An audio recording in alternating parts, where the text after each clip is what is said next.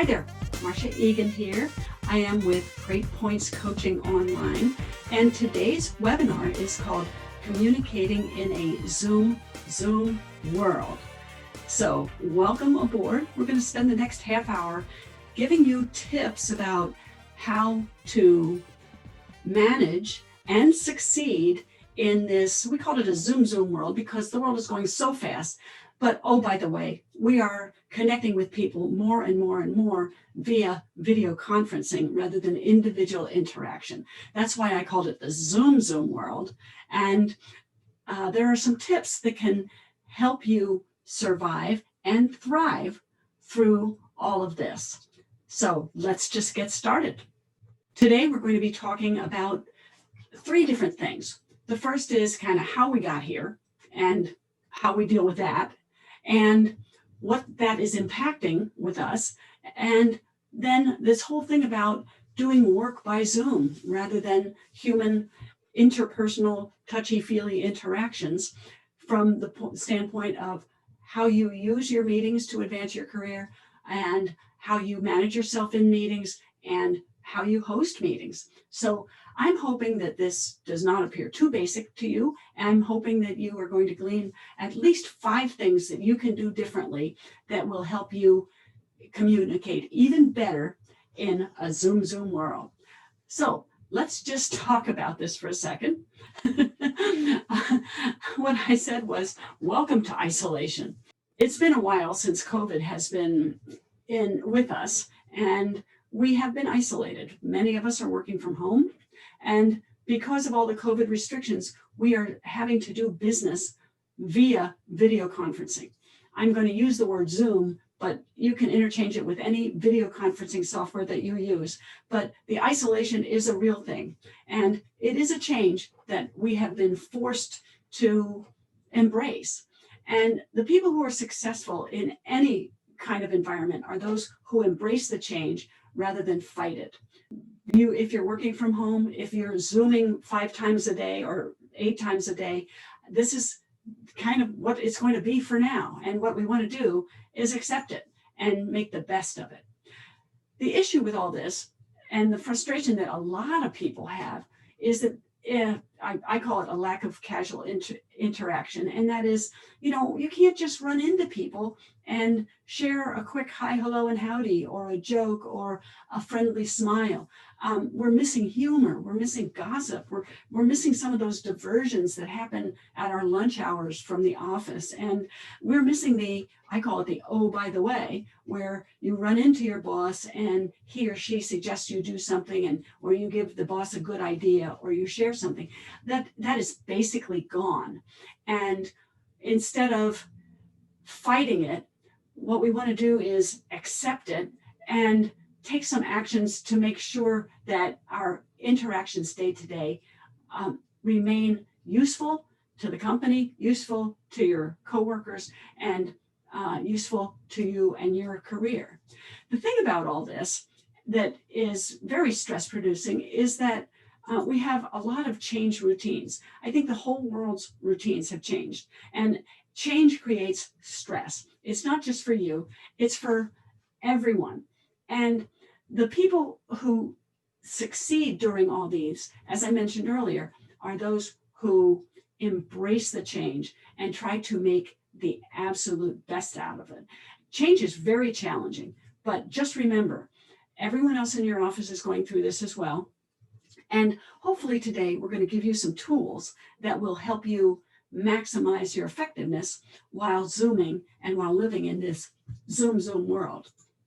It affects our time management. I guess the good thing is you don't have a 30-minute commute anymore. You have a 30-second commute. You could be sleeping late. You can be doing work late at night. You can actually be doing work when you are at your peak, so that there's some opportunities in it.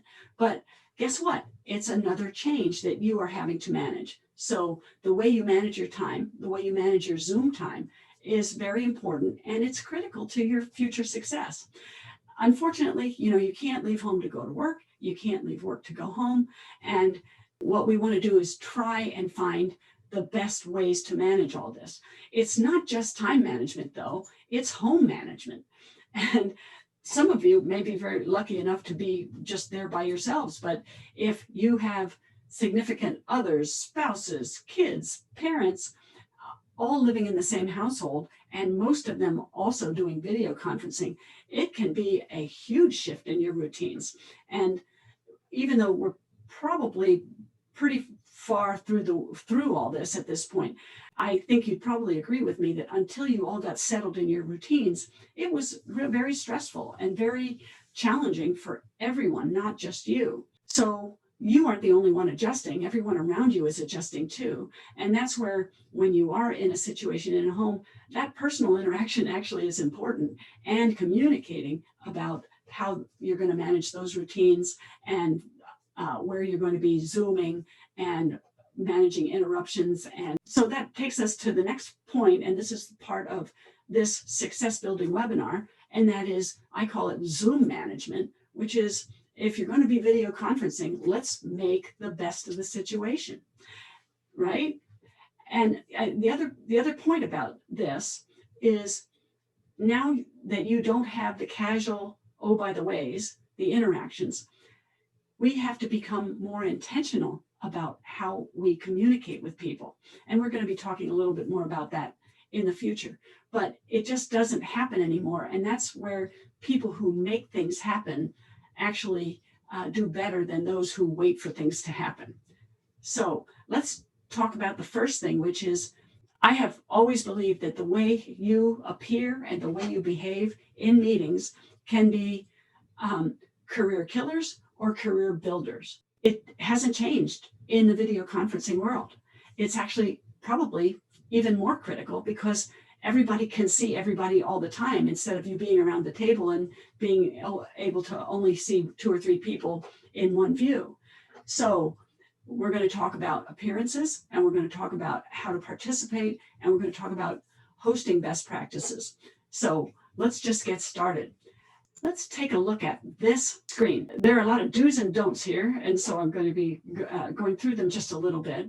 And the first one, this camera is pointing up somewhere, and who knows whether the person is participating or not, but I don't know what you think about that, but probably not the best. Now, let's talk about screen. This person's head is cut off from the top. This person's head is cut off from the bottom. If you see people on TV and news shows who are regulars, who've had their situations set up for them, they're usually this much up. It's not just their faces. So to the degree that you can back up just a little bit, there are a couple good things that happen out of that. And that is, the further back you are, the more it looks like you're looking into the camera, which is part of a strategy. People want to see people looking at the camera, especially when they're talking. Okay, that's number one. Number two, let's just talk about some lighting. You see this here? This guy has a light behind him. He doesn't have a light on him. The light should be coming at you, not down on you. Lighting should come at you. There are a lot of ways to do this. There are things you can purchase on Amazon or online. I actually use this little portable. I have 2 of these. I don't know if you can see them. They're just little lighting things, and they were very inexpensive, and you can actually raise how bright they're going to be or not. And you can adjust your lighting that way, but it should be coming at you. The other thing is, this is important, camera angle. And the best practice is that the camera is looking just above your eyes, just directly above your eyes, or at your forehead. And the thing that most people do, and you can probably see this in these examples, is that the camera is looking up, which is not as flattering as if looking down. If you have a laptop, you can put it on a bunch of magazines so that you raise the camera on the laptop to where it should be. And all this can be audited before you actually join the meeting. And if you have a camera attached to your screen, you can adjust those angles, but you want to make sure that it's kind of coming right at you rather than way up or way down. Backgrounds should be clean and neat and pleasant. People draw conclusions about you and the way you appear. And if you don't think they do, they do. So it's really important that you think about what is showing in the background. So you want to clean up the background, make it look as professional as possible and kind of go from there. But the whole point is to audit yourself and say, how is this looking here? Downloaded backgrounds. That's another challenge that we're experiencing with people. And if you're going to use a downloaded background, it's probably best for you to have a green screen behind you, because especially if you have a few wisps of hair and you move, the downloaded background doesn't work really well when there's no green screen. And for gosh sakes, do not use a video background. One of the standards on Zoom is an ocean that's moving, and it's really distracting. Think twice about using a downloaded background. And if you do, just make sure it works really well, kind of test it, and we can kind of move on from there. I was really pleased because last week, the New Yorker, the cover of the New Yorker was just so good in terms of what I'm talking about here in terms of managing your appearances. You can see this gal, not quite sure about the martini glass. I don't know if that's a work thing, but very nice blouse. She's put makeup on, has earrings on. She has a screen behind her. She's moved her laptop up. She has lighting that is going towards her face. But, oh, by the way, she has her slippers on. She has her shorts on. Her place is basically a mess, and her bedroom's right back here, but you would never know it. It was very apropos that the New Yorker had that as their cover when I was working on this program. All right, let's talk about some best practices for attendees. Okay, I have already said to you that meetings can be career builders. All right. All the best practices that are in play when you're in an in-person, person-to-person meeting still apply. They don't go away. In other words, arrive on time, avoid multitasking, prepare in advance, no eating. Well, it's actually more important now because of Zoom and video conferencing.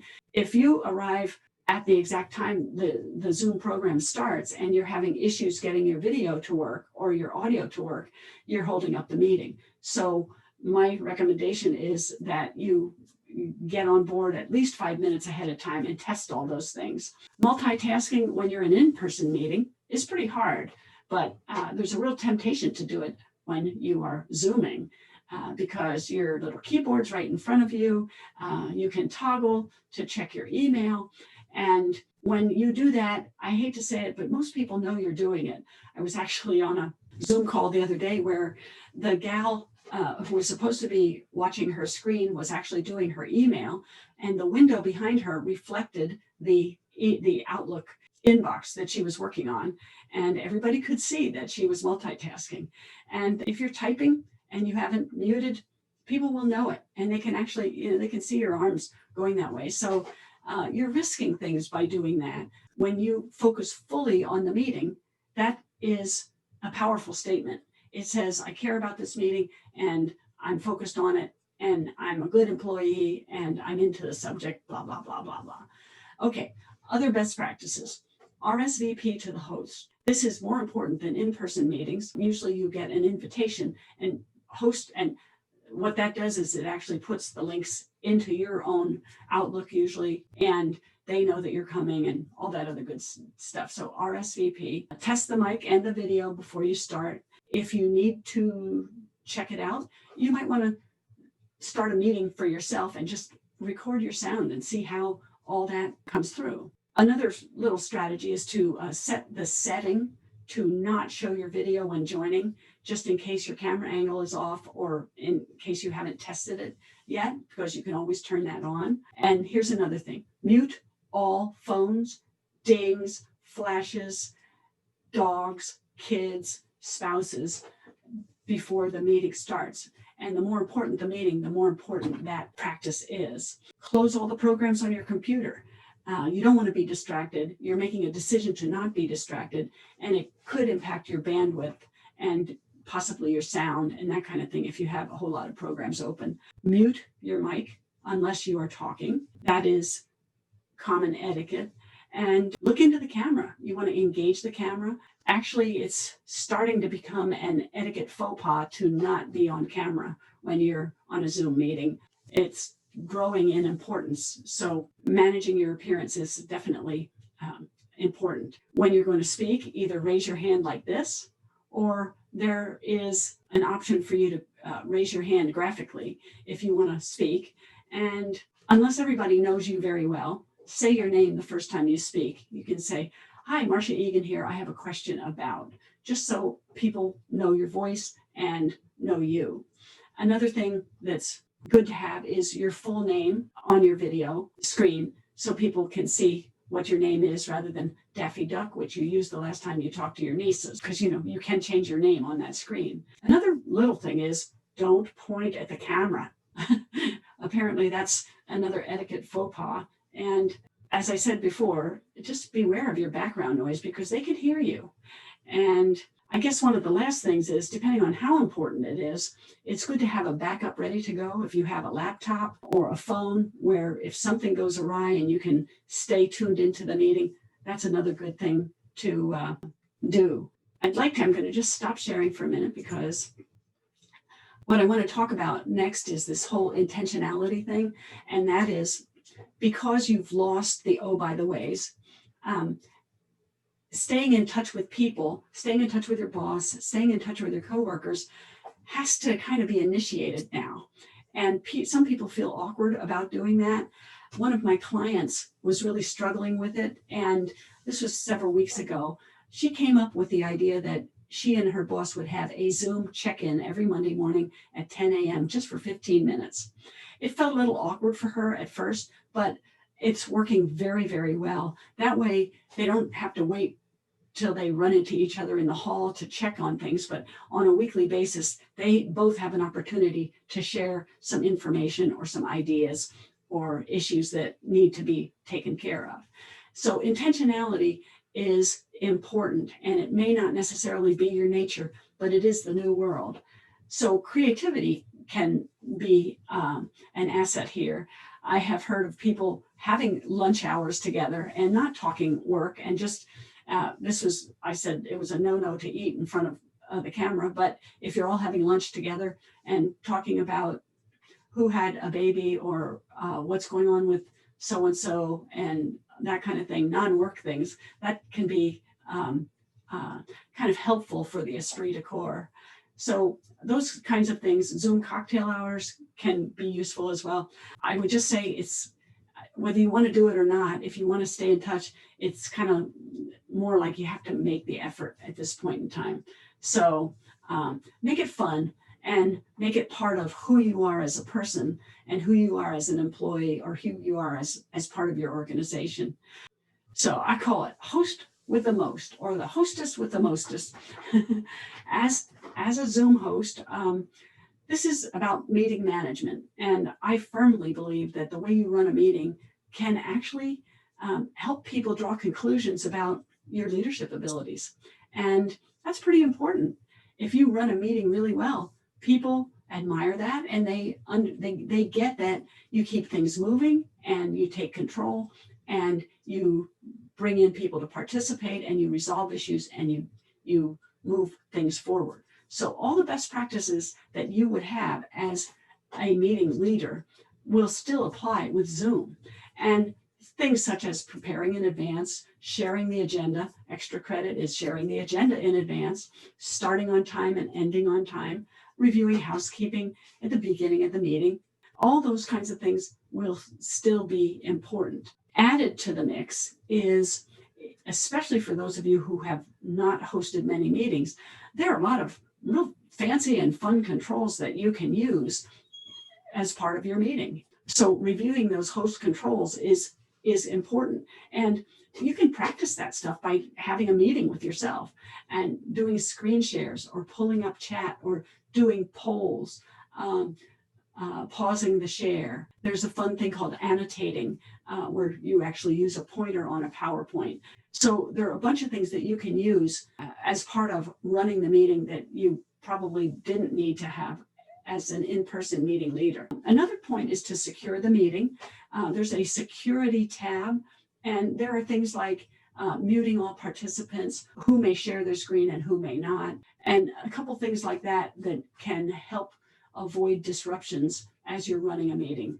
You can actually record the meeting for sharing later for people. A number of the programs allow transcription of the meeting. So that can actually help with note taking and minute taking if that's what one of your roles or importances are. Another thing, depending on how many people are in your meeting, you may want to disable private chat just to chat can be for everyone, but it can also be for private individuals. And you can actually disable that if you want to make sure everyone's focused on you. I think it's important to recognize that modern attention spans are very short. So the more interactivity that you have in your meetings, the better.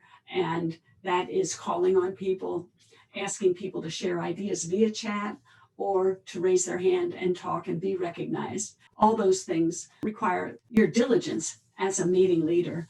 And muting noises that can be distracting. You can mute everybody, or if you can, when you pull up participants and there's a funny buzzing sound, you can see which one is registering and you can mute that one individual. So there are a whole lot of things like that that you can use to be the host. The one thing I say about running any meeting is it's really important that you take charge, because I believe the success of the meeting, 75 to 85% of that rests with the person who's running the meeting. Let's talk about next steps. I have some challenges for you. We've spent the last 25 minutes talking about this, but what actions are you going to take? What are you going to glean from this? Well, the first one is to create interactions. I've said that several times today, and I'm underscoring it by sharing it here. The next thing is to schedule check-ins. Another thing that's important is for you to manage your energy. And when you're in a meeting, be energized, be interested, be part of the meeting. People pick up on that, and that's important. Here's another one: learn your Zoom controls. And we talked about that previously. And I've suggested several times that you check your own image. And I call that auditing your online image. And for heaven's sake, look at the camera instead of your own view. Looking at the camera, that's a shift. That's going to be a little challenging for you. But my biggest challenge is to seize this as an opportunity to do well for your organization and for you. So seizing this new Zoom world can be motivating for you. And I want to challenge you to use some of the tips that you've had today to move that forward. Lastly, we have free stuff. And if you go to my website, and it's marshaegan.com/4, you will find this recording. We also have tips on meeting best practices and Zoom meeting best practices. So it all is not for naught. There's things you can share with other people after you've been to this webinar. We also have an online coaching platform, and that is called Great Points Coaching Online. And you can see information about that at marshaegan.com/greatpoints. And until we meet again, congratulations on maximizing your Zooming in a Zoom world.